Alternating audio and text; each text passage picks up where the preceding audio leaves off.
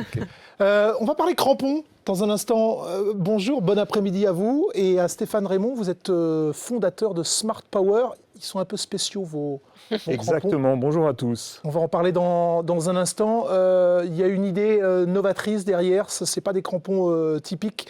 Ils ont des petits ergots. Quelle est l'idée derrière tout ça? Alors, si je vous donne un petit indice, c'est que je viens du pneumatique, du monde du pneumatique. Et je dirais que le pneu est à la voiture ce que le crampon est au joueur.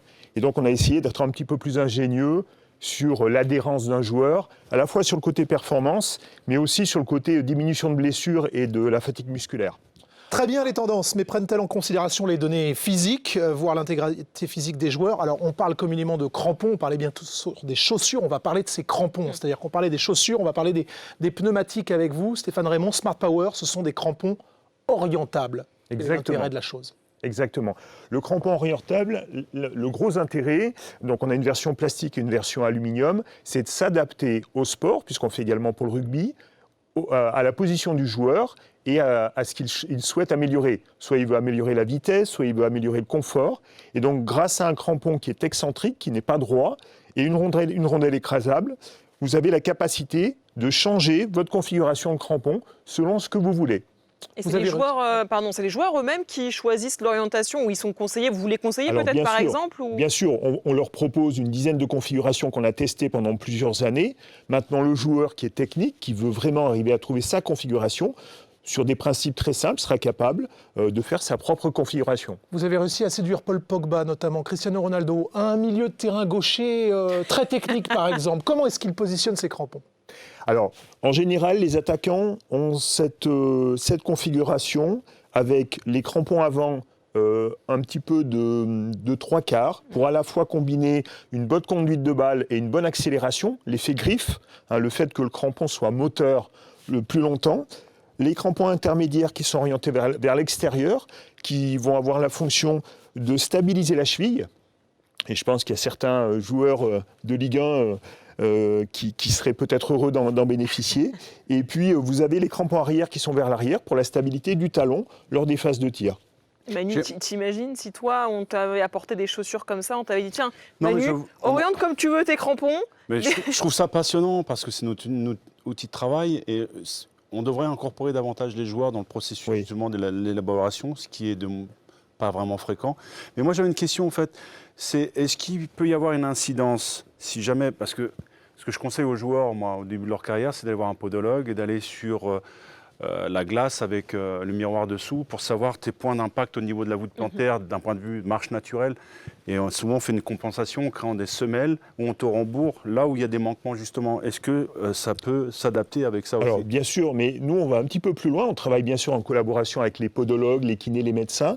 On mesure aujourd'hui non plus sur une plateforme de force, mais en dynamique. C'est-à-dire qu'on a des semelles qui nous permettent, pendant un test, pendant une phase de jeu, de mesurer les appuis. Pourquoi on fait ça? Important. Parce que, bien sûr, mais sur les plateformes de force, on va mesurer l'appui d'un joueur en statique. Alors qu'on s'est rendu compte, en fait, que si le joueur a une douleur sous le pied, notamment un crampon qui le gêne, il va modifier ses appuis. Exactement. Et donc, les appuis ne seront plus du tout les mêmes que sur la plateforme de force. Et le fait de le faire en dynamique, on a à la fois les bons appuis et à la fois la réaction du terrain. Parce que sur une plateforme de force, on n'a pas la réaction du terrain. D'accord. Les données dont vous pouvez nous garantir quelques chiffres et être assez fiers. L'accélération, 42 cm gagnés sur 20 mètres. En moyenne. Chez les professionnels. Andy Delors a battu le record de vitesse en Ligue 1, parce qu'on se souvient du 37 de Mbappé, mais 36,8 km/h. L'énergie également diminue la fatigue musculaire de 10%. En ce moment, avec les charges de travail, c'est intéressant. Adaptation au morphotype biomécanique, ça m'intéresse. Si je suis terrien plus sur l'arrière, aérien, ça a aussi une incidence pour les appuis, le cartilage, par exemple? Bien sûr.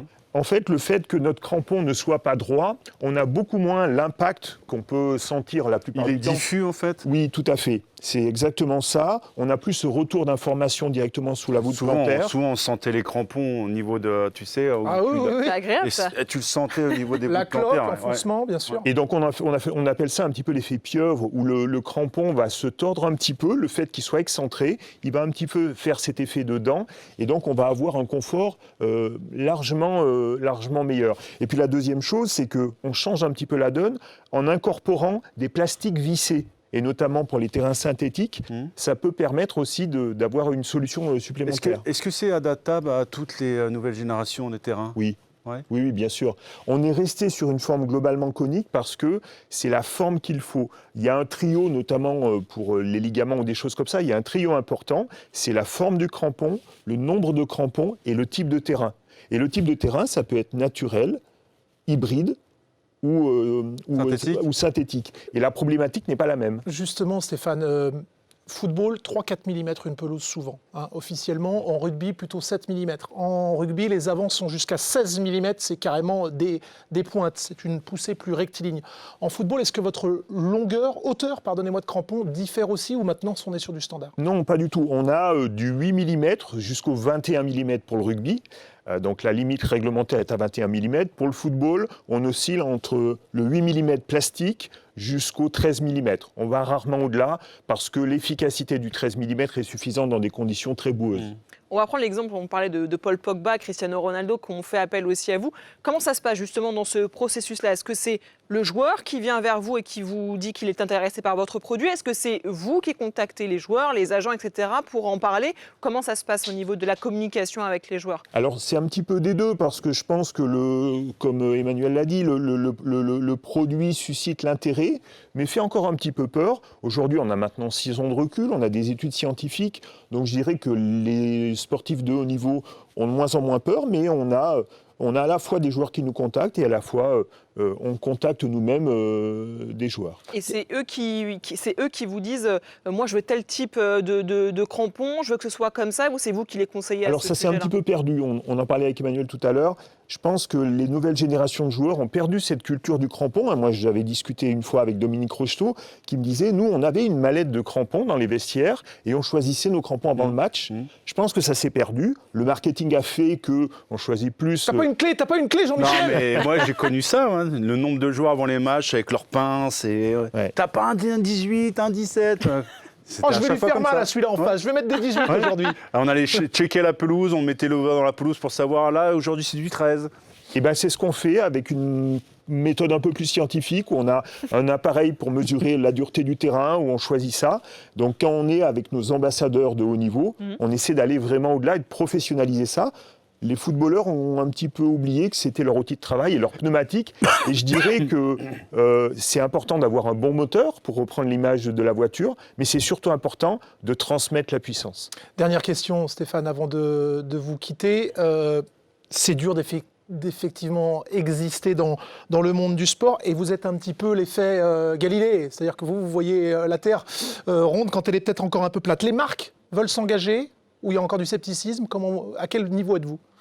En discussion, en tout cas pour l'ensemble des marques internationales, elles nous signifient de l'intérêt. On discute, on espère arriver à trouver un accord à court et moyen terme. En tout cas, il y a vraiment de l'intérêt de la part des marques. Je pense qu'on amène une innovation et aujourd'hui c'est dur d'innover dans la chaussure de football.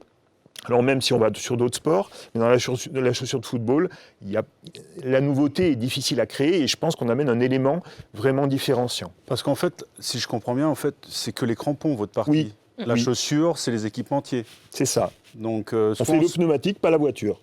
On s'oriente ou alors à un traitement personnalisé alors ? Oui.